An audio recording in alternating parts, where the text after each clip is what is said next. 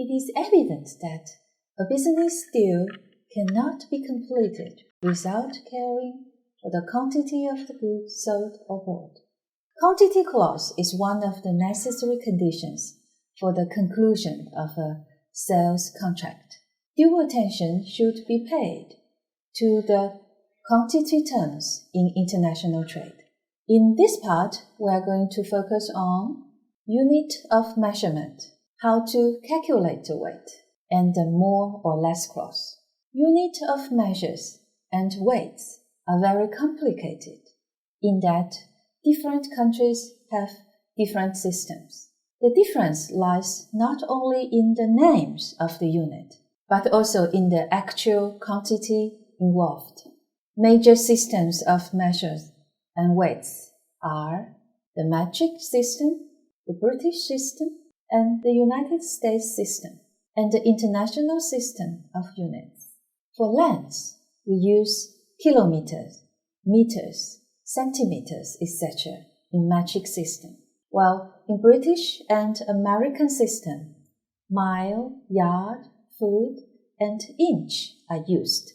Area units are used in the calculation of plank, board, or leather, etc. The units of volume are most often applied in the trade of wood and the alike. We have cubic meter, cubic yards, cubic feet, etc. Units of capacity are usually used in the trade of liquid goods and agricultural products. Here is a table of the most often used unit of capacity and their convention between different systems. Seem to be rather complicated, isn't it?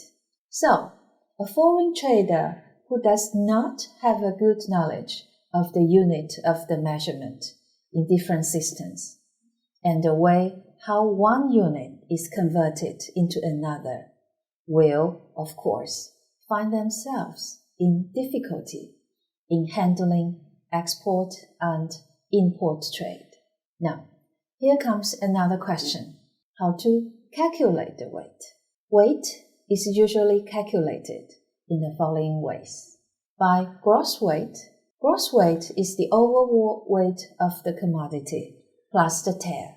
Attention, if the contract does not state whether the goods are to be calculated by gross weight or net weight, they are usually to be calculated by the net weight.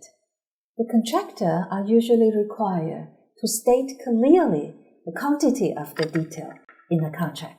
Expressions like about, approximately should not be allowed. However, in practice, there is often a more or less clause in the contract. The seller or buyer or carrier has the option of shipping more or less on contracted quality.